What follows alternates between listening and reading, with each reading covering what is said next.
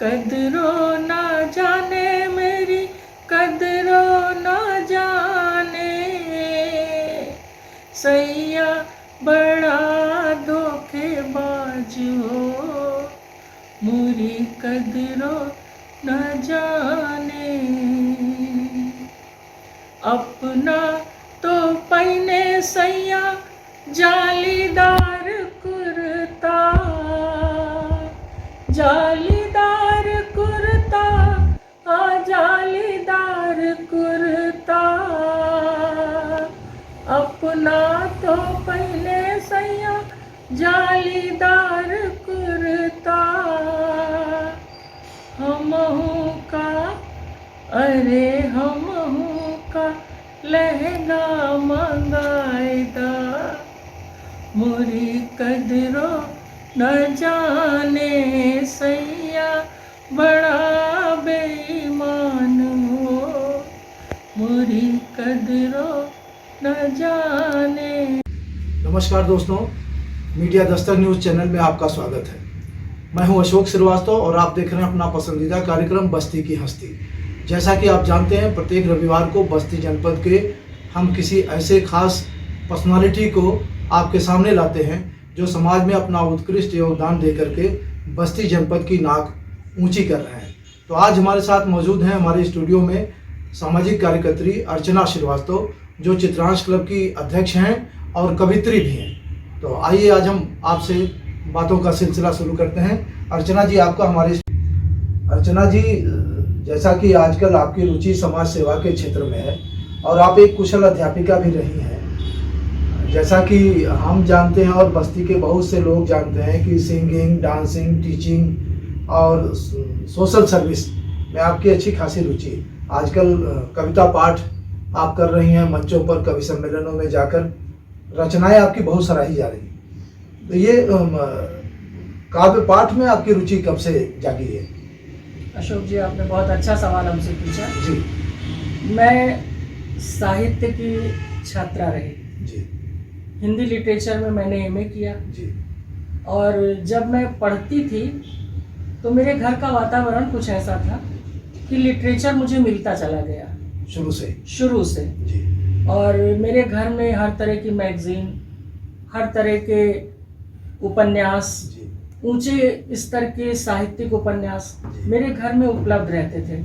जब हम लोग पढ़ते थे तभी जो है हमारे घर में सब तरह की मैगजीन आती थी और मेरे पापा इस चीज़ के लिए कहते थे कि ये पढ़ोगे तो बौद्धिक विकास होगा। फादर के समय से ही पुस्तकों की संगत रही जी। और हम लोग साहित्यिक उपन्यास मैं हमेशा पढ़ती रही जी। और साहित्य में मैंने एमए किया, हिंदी लिटरेचर में मेरा एमए था जी।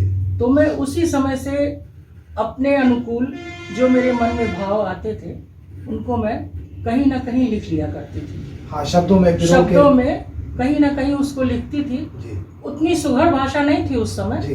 क्योंकि मैं भी खुद पढ़ रही थी। समय के प्रवाह के साथ जैसे जैसे बौद्धिक रूप से आदमी का विकास होता गया, बौद्धिक प्रौढ़ता आती गई, वैसे वैसे शब्दों में भी निपुणता आती गई और मैं एक अच्छी खासी अपनी शायरी है तो लेख है तो गीत है, जो भी मुझे समझ में आता था मैं उसको लिखती जाती थी जी। लेकिन उस समय का कुछ वातावरण ऐसा था अशोक जी कि उन चीज़ों को बहुत ज़्यादा किसी के सामने प्रस्तुत करने का साधन नहीं था, प्रेजेंटेशन नहीं हो पाता था, माहौल था, ना वो परिस्थितियां थी, ना वो माहौल था, ना वो सुविधाएं थी। तो वो मेरी कला उस समय सिर्फ मेरी कापियों में ही दबी रह गई। धीरे धीरे समय बीतता गया लेकिन पढ़ने का शौक मुझे बहुत था, तब भी था, आज भी है। आज मैं पुस्तकें पढ़ने की शौकीन हूँ और मैं पढ़ती ज्यादा हूँ। प्रतिभा थी और साहित्य के प्रति आपका अनुराग था, आपका लगाव था, लेकिन प्लेटफॉर्म हमको नहीं मिला और शायद वो उस समय के वातावरण का प्रभाव था जी। कुछ तो उस समय लड़की होना भी एक थोड़ा सा अभिशाप होता था। काफी पुरानी आप बात बता और रहे पुरानी हैं, बात 2-3 बता दशक रहे हैं, पहले। 2-3 तो- दशक पहले क्या 4 दशक पहले की बात ऐसा आपको माहौल। बता रहे हैं। जी। तो फिर भी मेरे पापा ने मुझे बहुत सुविधाएं दी थी।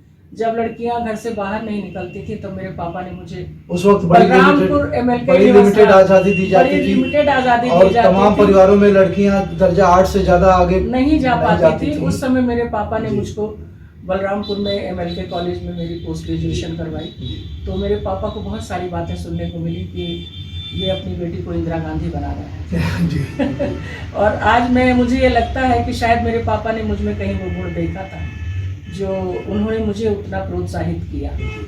और आज मैं अगर आपके सामने बैठ के इंटरव्यू दे रही हूँ तो वो मेरा पारिवारिक वातावरण है। मेरी माँ, मेरे पापा, मेरे भाई बहनों का सहयोग। फिर मेरी शादी हुई, मैं बस्ती आ गई। बस्ती आई तो उस समय मेरी पारिवारिक परिस्थितियाँ ऐसी नहीं थी कि जो मेरा नैसर्गिक गुण है उसको मैं किसी के आगे पेश कर पाऊँ। आज जो वहाँ था आपको हाँ, वहीं छोड़ के आना पड़ा। वहीं छोड़ के आना पड़ा। वो माहौल यहाँ नहीं हमको मिला वो। लेकिन ये एक चीज होती है अशोक जी कि जो इंसान का नैसर्गिक गुण होता है वो थोड़े दिनों के लिए दब जाता है। हाँ, लेकिन जाता पर नहीं, खत्म नहीं होता दब जाता है, जाता हाँ नहीं। जाता नहीं है। जी, जी। तो मेरे साथ भी वही हुआ। जैसे जैसे समय बदलता गया, मेरी परिस्थितियां बदलती गई, मेरे गुण निखरते गए। मेरे हस्बैंड बहुत अच्छे हैं। उन्होंने मेरी इस क्वालिटी को समझा और उन्होंने मुझे आगे बढ़ने के लिए मेरा साथ दिया, प्रोत्साहित किया उन्होंने। और जो मैंने कहा उन्होंने कहा ठीक है तुम कर सकती हो। कभी उन्होंने हमें किसी चीज़ के लिए ये नहीं कहा कहाँ जाओगी, औरत हो और ये नहीं ठीक है, हमको नहीं पसंद है।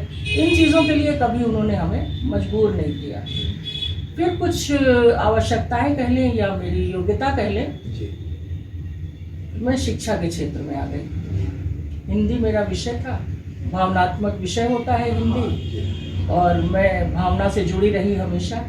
तो जब मैं क्लास में भी बच्चों को पढ़ाती थी तो बच्चे मुझे पसंद करते थे, क्योंकि जो मेरी पढ़ाने की शैली थी वो बच्चों को इतनी समझ में आती थी, इतनी अच्छी लगती थी। वो ये कहते थे कि मैम जब आप बोलती है ना तो ऐसे लगता है अब मैं कोई मूवी देख रहा हूँ। बच्चे मुझे पसंद करते थे पढ़ाने के तरीके को, और वो कहते थे मैम जब आप पढ़ाती हैं तो ऐसे लगता है हम लोग मूवी देख रहे हैं। हाँ, वो सजीव चित्रण जैसे कुछ अध्यापक इतने कुशल होते हैं कि पढ़ाते हैं तो लगता है वो एक सीन चल रहा है। और जब बेल ओवर होती थी तो बच्चे कहते थे अरे यार खत्म हो गया।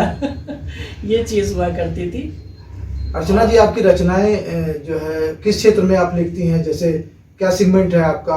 ओज में लिखती हैं, संयोग में लिखती हैं, वियोग में लिखती हैं, या पैट्रियार्ट देशभक्ति लिखती हैं? मतलब ज्यादा रुचि आपकी किस में? देखिए अशोक जी, ऐसा है साहित्य में तो बहुत विधाएं हैं जी जी, और सारी विधाओं पे कोई एक साथ लिख भी नहीं सकता। हाँ, किसी न किसी एक विधा को उसे चुनना पड़ता है। और मैं श्रृंगार रस ज़्यादा पसंद करती हूँ, और उसमें श्रृंगार रस में संयोग श्रृंगार भी होता है, वियोग श्रृंगार भी होता है। तो कभी कभी तो ऐसा होता है कि कोई वियोग श्रृंगार की रचना हो जाती है मेरी, और कभी होता है कि कोई संयोग श्रृंगार की रचना हो गई, कभी दोनों मिली जुली हो गई। कभी संयोग श्रृंगार और वियोग श्रृंगार में एक अप्रत्याशित होता है, तो जिसकी उम्मीद ना हो अचानक वो हो जाए।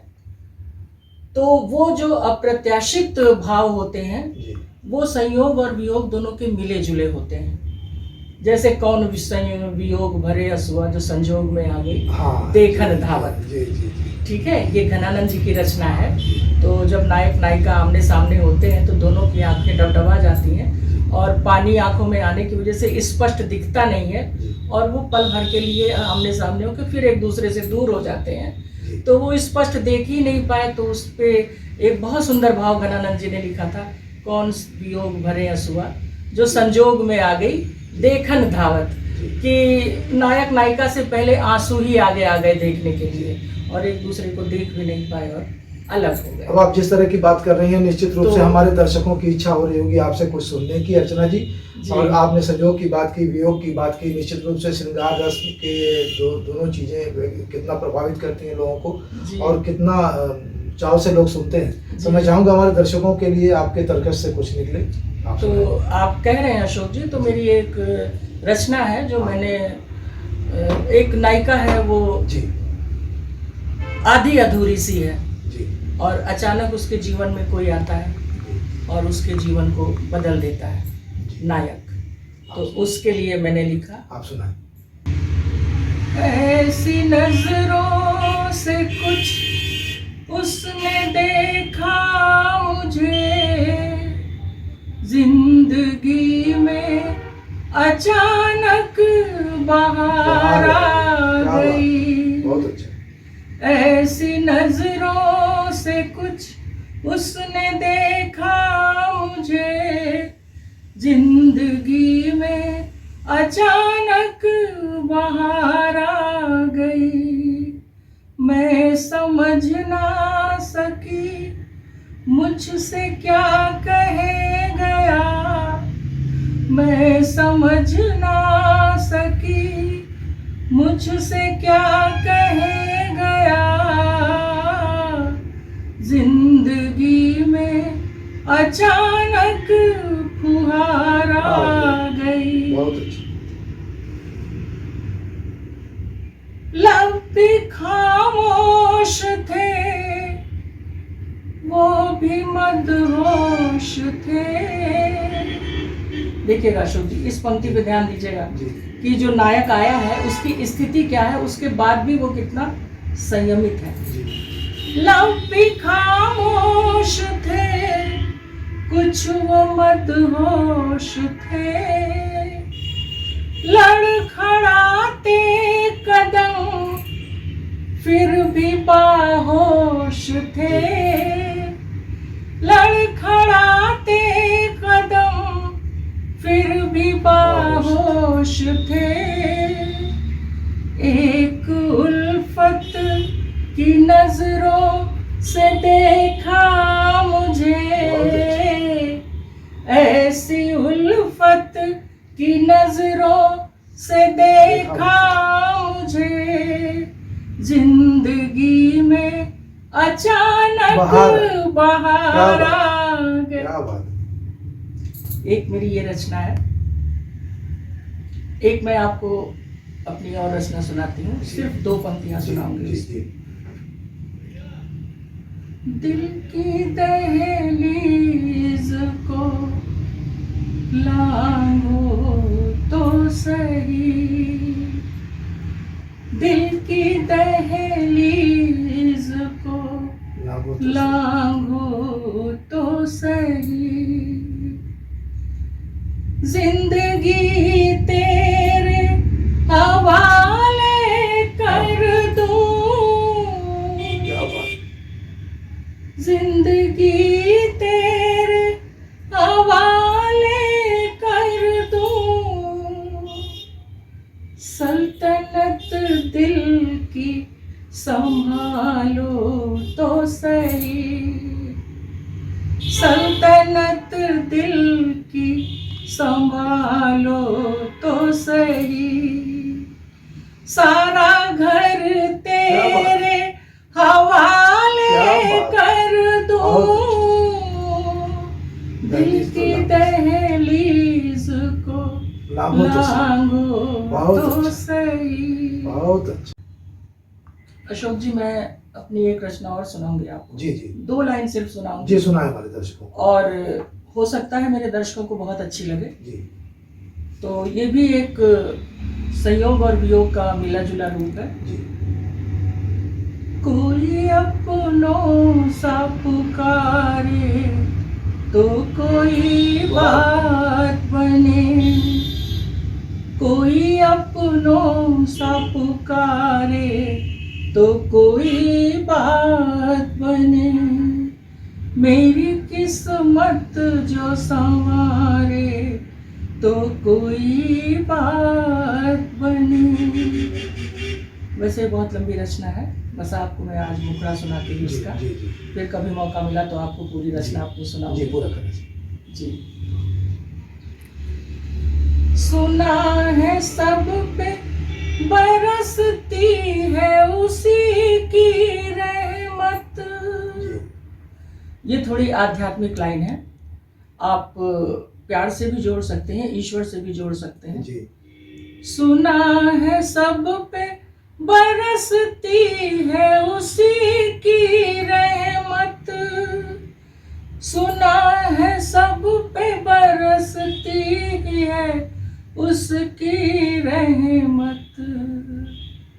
अर्चना तुझको जो गा दे तो कोई बात बने, क्या बात। अर्चना तुझको जो गा दे तो कोई बात बने।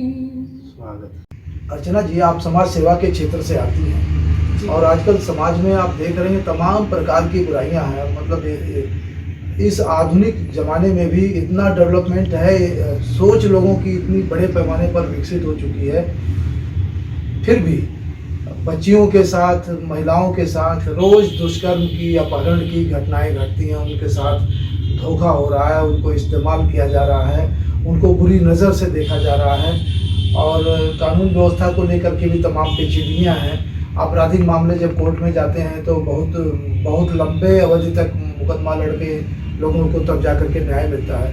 तो चूँकि आप समाज सेवा के क्षेत्र से आती हैं, इसलिए आपसे यह सवाल बनता है कि आपकी संस्था या आप कभी इसके बारे में सोचते हैं इसमें कैसे कमी लाई जा सकती है या फिर नहीं लाई जा सकती, और इसके लिए जिम्मेदार कौन है? जी अशोक जी, आपने बहुत अच्छा सवाल किया जी। मैं एक समाज सेविका भी हूँ, कवित्री भी हूँ, समाज सेविका भी हूँ। चित्रांश क्लब यहाँ की संस्था है, उसकी मैं महिला विंग की अध्यक्ष हूँ इस समय। तो अभी हम लोगों का एक हमारे क्लब का जो मोटो है वो ये है कि समाज में फैली हुई किसी भी प्रकार की बुराई, चाहे वो स्त्रियों से संबंधित हो, पुरुषों से संबंधित हो, बच्चों से संबंधित हो या बुजुर्गों से संबंधित हो, किसी भी तरह की अगर बुराई समाज में है, परिवार में है, तो उसको जमीनी स्तर तक जाके उसको जानना, समझना और फिर उसको दूर करने का प्रयास करना। लेकिन सामाजिक संस्थाएं उतना ही कर सकती हैं या मैं अकेली उतना ही कर सकती हूँ जो संभव है। ज़्यादा से ज़्यादा अवेयर कर सकते हैं, क्योंकि आज सोशल मीडिया का युग है। आज से 25-30 साल पहले जब कंप्यूटर नहीं था, मोबाइल नहीं था, तब सिर्फ सिनेमा हॉल हुआ करते थे, रेडियो ट्रांजिस्टर हुआ करते थे, उसमें सब तरह के कार्यक्रम आते थे जो शिक्षाप्रद होते थे। पूरा परिवार एक साथ बैठ के उसको सुनता था और उससे शिक्षा प्राप्त करता था। अश्लीलता कम थी, मर्यादाएं ज्यादा थी, स्वतंत्रता थी, पर उसके साथ उस स्वतंत्रता पे अंकुश भी था। आज की स्वतंत्रता निरंकुश हो गई है, चाहे वो अभिभावक हो, चाहे वो बच्चे हों या समाज हो। आपको अगर कोई चीज बुरी लग रही है तो आप किसी को टोक नहीं सकते हो, क्योंकि कहीं ना कहीं आज का जो युग है, जो बच्चों की जनरेशन है, वो उद्दंड नकारात्मक लेता है, उद्दंड हो गई है और उद्दंडता के साथ साथ वो शिष्टाचार भी भूल गई है। शिष्टाचार के साथ साथ वो अपने संस्कार भी भूल गई है। अगर आप कहेंगे कि बेटा आगे मत जाइए, वहाँ गड्ढा है, आप गिर पड़ेंगे, तो वो उल्टा आपको जवाब दे देंगे, गिरेंगे हम किया। हाँ जी, ऐसे जवाब आपको दे देंगे, फिर आपके पास उसका कोई उत्तर नहीं होगा। तो आज जो मौन होकर के चले जाने के अलावा कोई विकल्प नहीं है। तो आज जो समाज में जो ये परिवेश बन गया है, ये परिवेश कहीं ना कहीं हमारे संस्कार, हमारी संस्कृति, हमारा सामाजिक परिवेश, इसको नकारात्मकता की तरफ ढकेल रहा है। और हमको ये लगता है कि ये चीजें कहीं ना कहीं परिवार से ही निकल के बाहर आती हैं। जब तक बच्चा छोटा है तब तक वो मेरे ऊपर निर्भर है, और जो हम चाहेंगे वो उसको मिलेगा, जो हम उससे कहेंगे वो करेगा, और उन चीज़ों को हम अपनी इच्छाएं पूरी करने के लिए अपने बच्चों के माध्यम से उन भावनाओं को पूरा करने लगते हैं। कहीं ना कहीं नहीं, वो थोपते नहीं है। जैसे मुझे ये लगता है कि मुझे जीन्स पहनना अच्छा लगता है, ठीक है, या मुझे आधुनिक वस्त्र अच्छे लगते हैं, या मुझे खुले बाल अच्छे लगते हैं, और मुझे ये लगता है कि मैं तो सीनियर सिटीजन हो गई हूँ और मेरे ऊपर क्या ही अच्छा लगेगा। तो जो मेरे अंदर वो एक मनोवैज्ञानिक रूप से वो एक भावना दबी होती है, उसको मैं अपने बच्चों में पूरा करना चाहती हूँ। ठीक है, तो वो अपने बच्चों को पूरा करवाने के लिए, नई पीढ़ी से वो अपनी इच्छाओं को पूरा करवाने के लिए हम उनको आधुनिकता की आग में झोंक देते हैं। कहीं ना कहीं ये एक मेरे समझ से मर्यादा का क्षरण, मर्यादा का क्षरण हो रहा है और समाज इससे प्रभावित हो रहा है। क्योंकि जब हम दुकानों पे चढ़ते हैं तो बच्चों के हाथ में पैसा नहीं होता है, उनको सामान खरीद के हम देते हैं। और अगर हमारा अपने बच्चों पे शासन है तो हम कभी उनको वो चीज़ नहीं लेके देंगे जो उनके लिए नुकसानदेह है।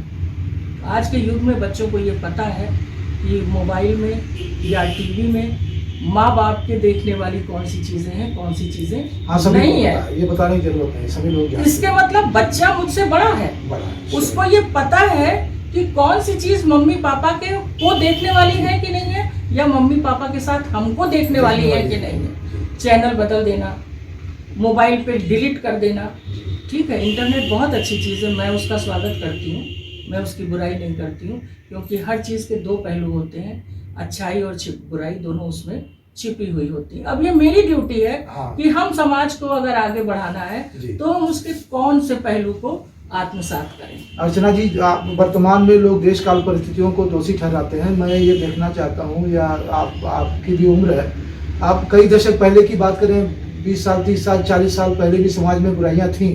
जी बिल्कुल, और अच्छाइयां भी थी, अच्छाइयां भी थी, लेकिन तब लोग आत्मसात अच्छाइयां ज्यादा करते थे। अच्छाइयां इसलिए ज्यादा आत्मसात करते थे क्योंकि उनके पास वो बहुत सारे साधन नहीं थे, बहुत सारे साधन नहीं थे उनके पास।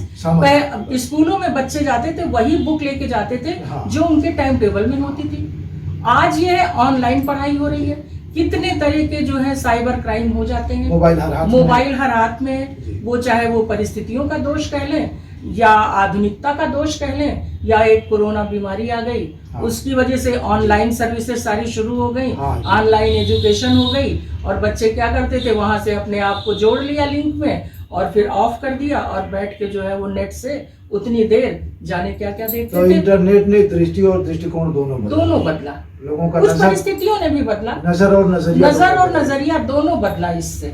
तो एक तरह से आप ये कहना चाह रही हैं कि समाज में वैचारिक और चारित्रिक दुर्बलता आई है, पर उसके उच्छरण आया है, क्योंकि इंटरनेट पे आप किसी मॉल में अगर घुस रहे हैं या किसी दुकान पे घुस रहे हैं तो उस पे आपको दवा भी मिलेगी और वहीं पे पॉइजन की भी शीशी बना के रखी होती है, वो भी मेडिकल स्टोर पे ही आपको मिलती है। अब डिसाइड आपको करना है कि आपको पॉइजन लेना है या अपने जीवन यापन के लिए दवा लेनी है तो दोनों चीजें, अच्छाई बुराई आज से 100 साल पहले भी थी और आज भी है। आप आम्रपाली को ले लीजिए, गौतम बुद्ध को ले लीजिए, सुदत्त को ले लीजिए, तब भी बुराइयां थी। गौतम बुद्ध ने सुदत्त को सावधान किया कि बुराई चल के आ रही है, सावधान हो जाओ। अपना दृष्टिकोण वो नहीं संभाल पाए, आम्रपाली के ऊपर आकर्षित हो गए। तो नारी हमेशा आकर्षण की वस्तु रही है, बस ये है कि मेरी दृष्टि और मेरा दृष्टिकोण कैसा है। नारी आकर्षण की विषय वस्तु रही है, लेकिन हम जिस देश में रहते हैं, यहाँ की जो देश काल परिस्थितियाँ और यहाँ की सभ्यता है, कहा गया है यत्र नार्यस्तु पूज्यन्ते रमन्ते तत्र देवता। तो पहले नारियों को ज्यादा सम्मान की दृष्टि से देखा जाता था। उनकी आजादी उतनी नहीं थी अर्चना जी, लेकिन सम्मान था, स्वतंत्रता उतनी नहीं थी। हाँ, नारियां मर्यादित थी, पर उनको मानसिक स्वतंत्रता थी। क्योंकि उसी समय रानी दुर्गावती हुई, उसी समय रानी लक्ष्मीबाई हुई, सीता है, गार्गी है, अपाला है, इनका जीवन चरित्र, इन लोगों का जीवन चरित्र उठा के देखिए, शबरी है, इन लोगों का एक आदर्श है और आज भी उन्हीं का नाम लिया जाता है। 16 साल की शबरी थी जब उनके गुरु मतंग ऋषि ने उनसे कहा कि तुम्हारी कुटिया में आने वाला पहला पुरुष ईश्वर होगा। और 16 वर्ष की उम्र से 80 वर्ष की उम्र तक वो औरत प्रतीक्षा करती रह गई कि गुरु के वाक्य कभी गलत नहीं हो सकते हैं।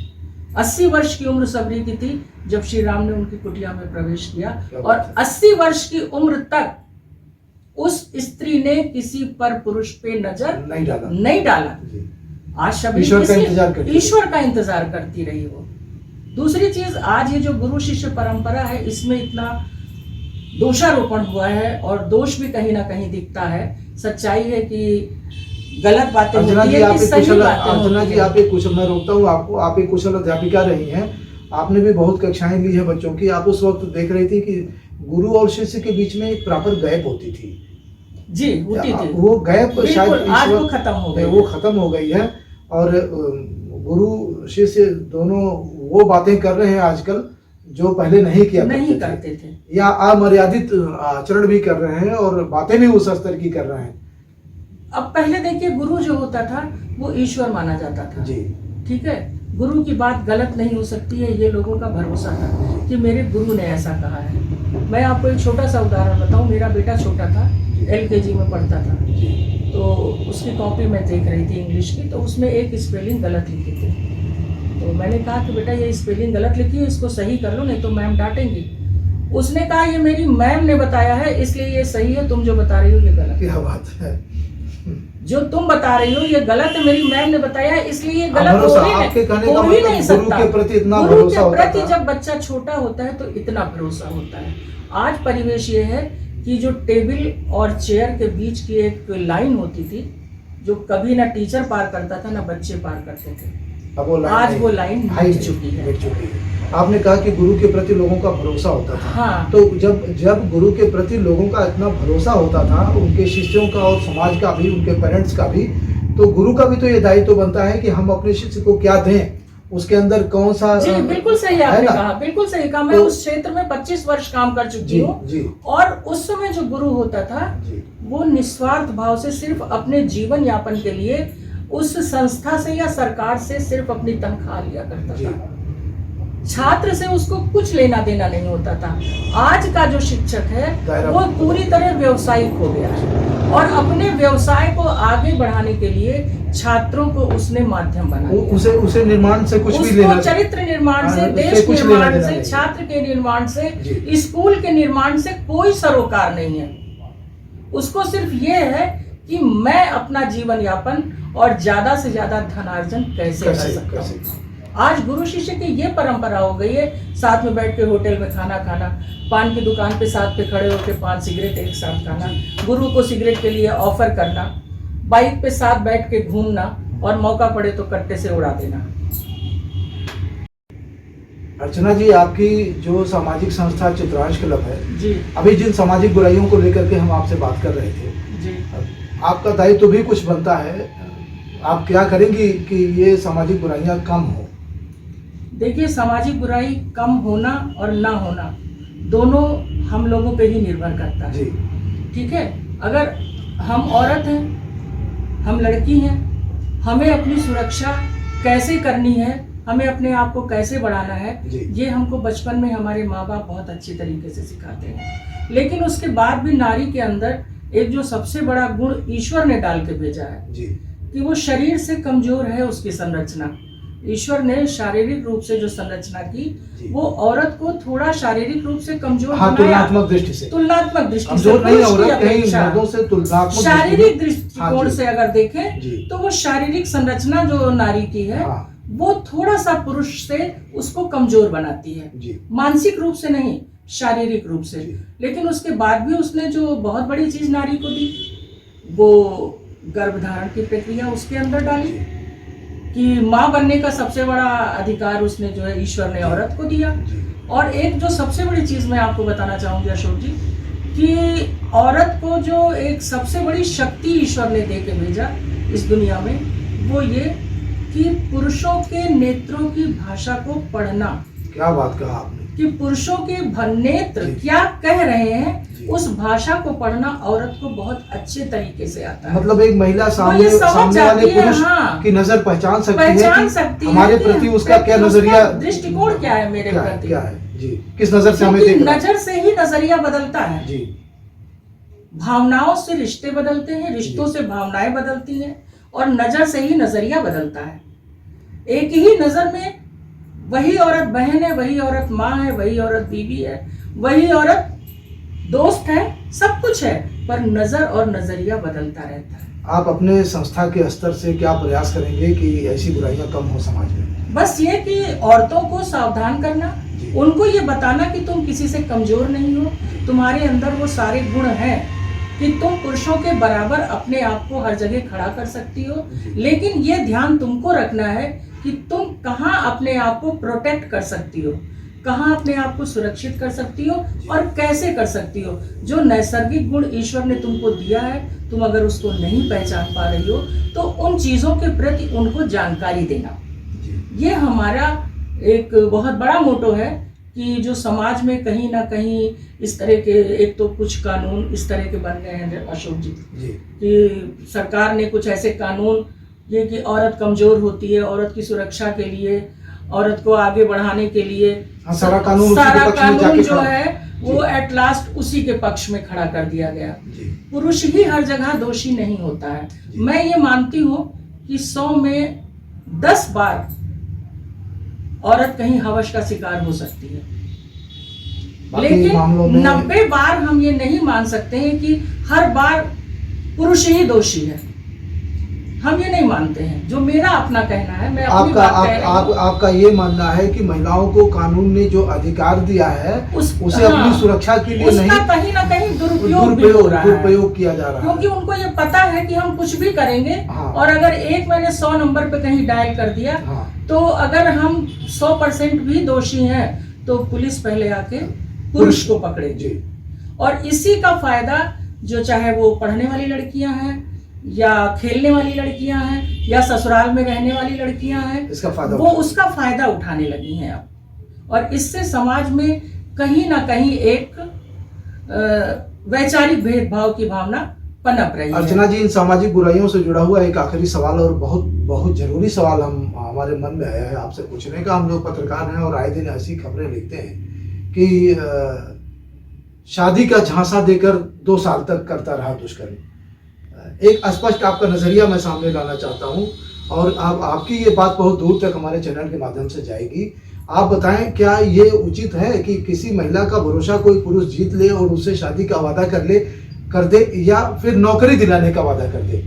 तो क्या एक महिला को ऐसा चाहिए कि वो मतलब उसको इतना अधिकार दे दे? नहीं, अगर वो अपने अधिकारों का कहीं ना कहीं उल्लंघन करती है जी, डेंजरस लाइन हर व्यक्ति के जीवन में होती है।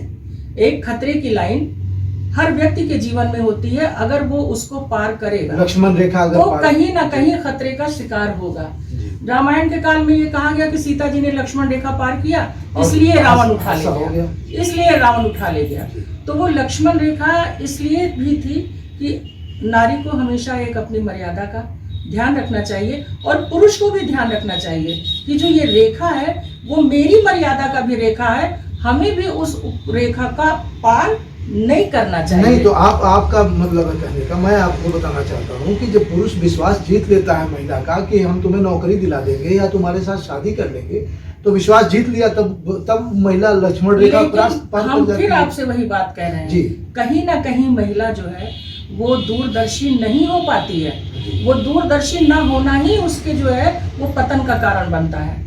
दूरदर्शी होना कि 2 घंटे हम आपके पास बैठे तो हम आपके बारे में इतना तो जान ही लेंगे कि आप पत्रकार हैं, ठीक है। और अगर हम आपके साथ 2 साल से रह रहे हैं तो क्या हम ये नहीं समझ पाए कि अनावश्यक अगर कोई मेरे शरीर का शोषण कर रहा है और हमें किसी राह पे नहीं ले जा रहा है, तो इसके दिल में क्या है, क्या उसके हाव भाव, प्रकृति, रहना सहना, बातचीत, औरत को वैसे बहुत बुद्धि ईश्वर ने दी है। बात फिर घूम करके वहीं आएगी, जैसा आपने कहा था विश्वास और अविश्वास पहचान लेती है, और अगर नहीं पहचानती तो डेंजर लाइन खुद जानबूझ के वो क्रॉस करती है।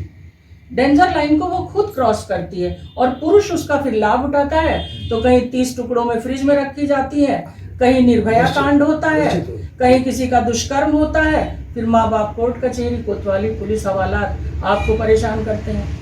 लेकिन आपके पास उस समय कौन सा सीसीटीवी कैमरा लगा है कि वो औरत खुद चल के गई है, या वो उसका हाथ पकड़ के घसीट के लेके गया है, या उसका हाथ अगर वो घसीट के भी ले जा रहा है तो वो स्वेच्छा से उसके साथ जा रही है या वो जबरदस्ती जा रही है, क्योंकि स्पर्श बहुत मायने रखता है।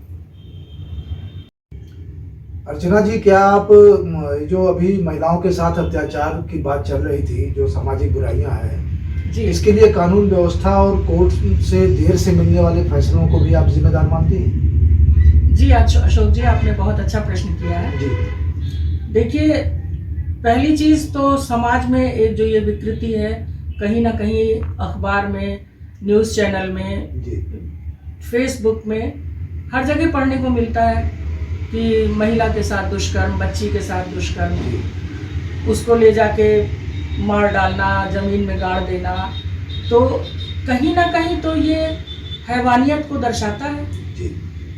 अब उसमें दोषी कौन कितना है उसका कोई प्रत्यक्षदर्शी उस समय नहीं होता है जी। और होता क्या है फिर वो पुलिस केस हो जाता है। हाँ। पुलिस उसको अपने संरक्षण में लेती है, फिर पोस्टमार्टम होता है, हाँ, मामला इन्वेस्टिगेट होता है, पीएम रिपोर्ट पहुंच जाती है। हाँ, फिर पीएम रिपोर्ट पहुंचती है, फिर वो कोर्ट में डाला जाता है, फिर धीरे करके वो इतना लंबी अवधि तक वो मुकदमे खिंच जाते हैं, इतनी ज्यादा उसमें तारीखें हो जाती हैं कि फिर आदमी की सोचने समझने की उस मुकदमे के प्रति जो एक शक्ति होती है वो धीरे धीरे क्षीण होने लगती है, न्याय भी मरने लगता है और न्याय भी मरने लगता है कहीं न कहीं। इस बीच में जो ड्यूरिंग ट्रायल हाँ, जो during गवाह trial होते हैं, जो विटनेस होते हैं, उनको डराने धमकाने दबाने, पता चला 10-10 साल तक मुकदमा चल रहा है और जिसने मुकदमा दायर किया है उसकी उसी ड्यूरेशन में हार्ट अटैक से डेथ हो गई। अब वो मुकदमा कौन लड़ेगा? फिर वो जो है वो जज और सुप्रीम कोर्ट और हाई कोर्ट उसको अपने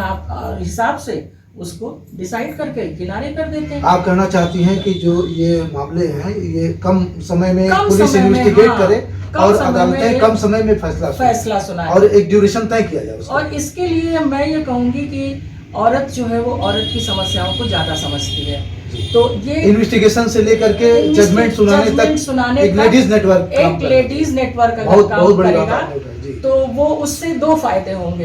एक तो हमें ये लगता है बार महिला का शील भंग नहीं होगा, बार महिला का पुरुषों के सामने जो शील भंग होता है वो शील भंग नहीं होगा।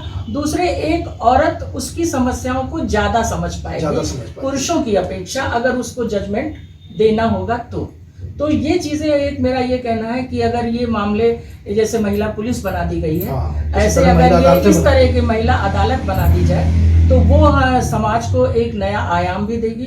उससे दो फायदे हुए, एक तो थोड़ी बेरोजगारी कम हो जाएगी, जो लोग पढ़े लिखे शिक्षित लोग इधर उधर हैं तो उससे उनको रोजगार मिल जाएगा, उनका आय होने लगेगी, और एक प्रॉपर चैनल औरतों का बन जाएगा कि अगर इस तरह की कोई समस्या होती तो वो जजमेंट तक उन्हें औरतों के ही बीच में रहना है। तो बौद्धिक स्तर पे भी, सामाजिक स्तर पे भी, पारिवारिक स्तर पे भी मेरे हिसाब से ये एक व्यवस्था राजनीति में जो वर्तमान सरकार है या जो कोई भी सरकार आएगी, ये एक अपील मेरी है कि वो इस ओर ध्यान दे कि जो इस तरह के आपराधिक मामले होते हैं उनमें वो एक प्रॉपर लेडीज चैनल बना दे। ये मेरा एक मानना है कि एक प्रॉपर लेडीज चैनल बना दो, स्टार्टिंग टू एंड एक लेडीज नेटवर्क काम करना चाहिए। और दूसरी चीज, मुकदमों का निस्तारण जल्दी किया जाए, एक टाइम हाँ लिमिट कर दी जाए कि भाई अगर इस तरह का कोई केस आया है तो 15 दिन, 1 महीना, 2 महीने के अंदर उसको फैसला उसका कर दिया जाए।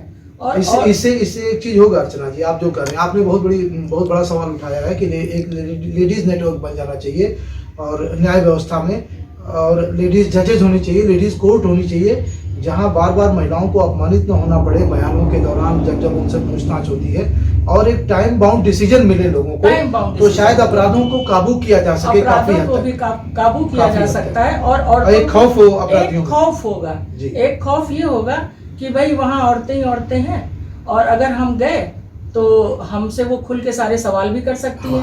पुरुष तो फिर भी कोई ऐसे सवाल पूछने में संकोच करेगा जिसकी उसे आवश्यकता है, और वो महिला होने के नाते आपसे नहीं पूछ सकता है। अर्चना जी, हम लोग आधे घंटे से बहस कर रहे हैं जी राजनीति पर, कानून व्यवस्था पर, समाज सेवा पर, साहित्य पर। हम लोगों की बातें बड़ी लंबी हुई जी, और हम एक विषय अछूता रह जा रहा है। राजनीति में आपकी क्या रुचि है? क्या आप राजनीति को किस नजरिए से देखते हैं? हम इसलिए ये सवाल पूछ रहे हैं कि हम लोग जितने सारे बदलाव की बात कर रहे हैं, सामाजिक बुराइयों की, कानून व्यवस्था की बात कर रहे हैं, देर से मिलने वाले फैसलों की बात कर रहे हैं, सारी ताकत तो राजनीति में है। तो हम इतनी सारी बैठ करके बात यहाँ करके सारे प्रयास हमारे बेनतीजा हो जाते हैं, नतीजा शून्य हो जाता है। हम लाख कोशिशें करें लेकिन बदलाव नहीं ला सकते, क्योंकि हमारे लिए नियम, हमारे लिए कानून तो बैठ करके वो बनाते हैं जिसको हम चुनते हैं। जी बिल्कुल सही कह रहे हैं आप। तो आपका क्या नजरिया है इसमें?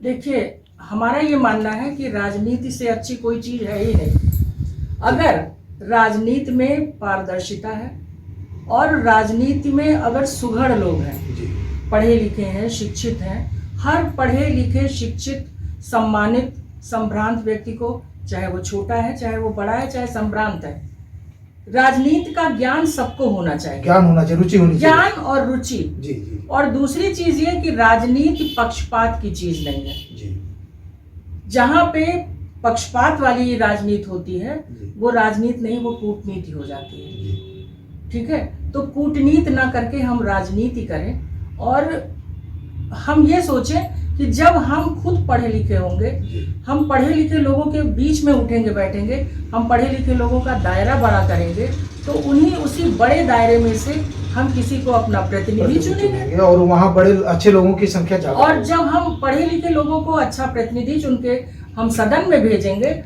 और वहाँ सारे पढ़े लिखे लोग, सारे शिक्षित और बुद्धिजीवी लोग होंगे वहाँ पर, तो वो इन्हीं विषयों पे बहस करेंगे जिसपे हम लोग विषयों पे बहस करेंगे। हाँ। जिसकी हम लोगों को अपेक्षा है और एक अच्छी चीज निकल और के सामने अच्छी चीज निकल के सामने आएगी, बदलाव आएगा।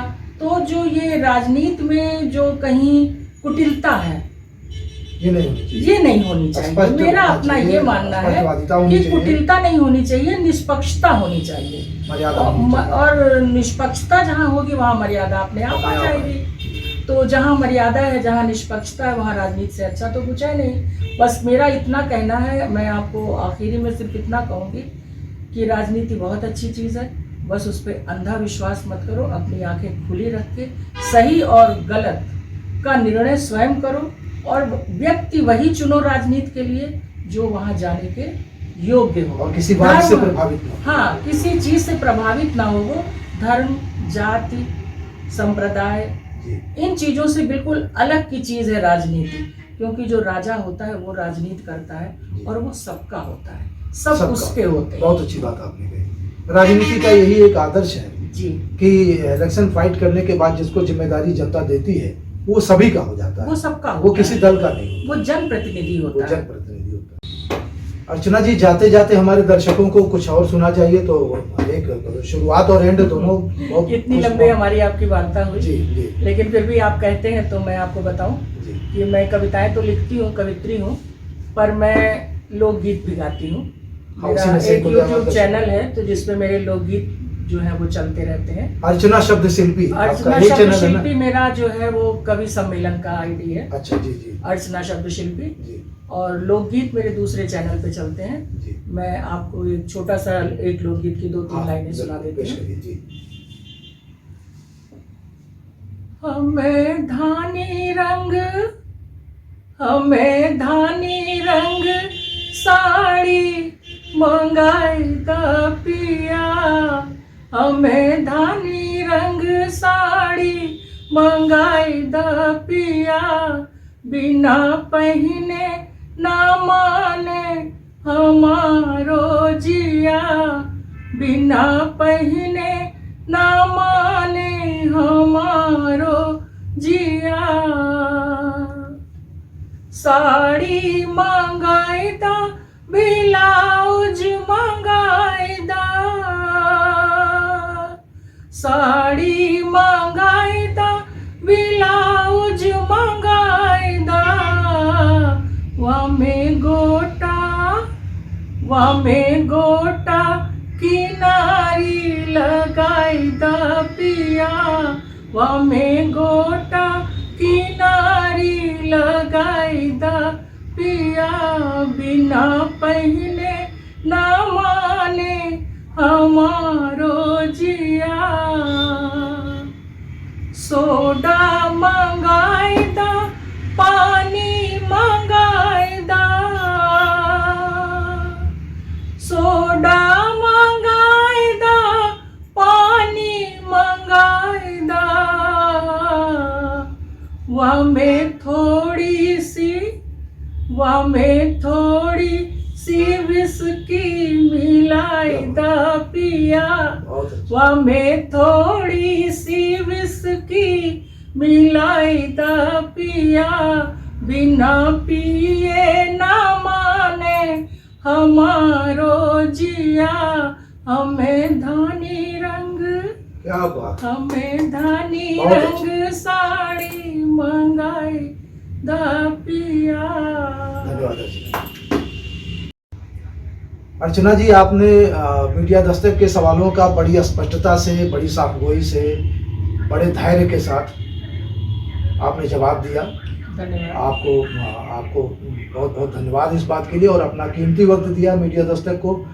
आपके कई सारे ऐसे विचार आए जिनको रूट लेवल पर लागू किया जाए तो समाज में एक बड़ा बदलाव आ सकता है, और सामाजिक अपराध, बुराइयां, राजनीतिक कमियां जो है वो दूर की जा सकती हैं। जी, तो आपको मीडिया दस्तक की ओर से बहुत बहुत धन्यवाद। समाज सेवा करते रहिए, ढेर धन्यवाद सारी अशोक जी। शुभकामनाएं आपको। तो दर्शकों, अभी आप बात कर रहे थे सामाजिक कार्यकर्त्री अर्चना श्रीवास्तव से, जो एक कवित्री भी हैं। उनकी रचनाएं बहुत सराही जाती हैं। अगले रविवार को फिर हम एक नया चेहरा आपके सामने लेकर के आएंगे। तब तक के लिए जुड़े रहिए मीडिया दस्तक के साथ और देखते रहिए बस्ती की हस्ती। नमस्कार। जय मां भारती।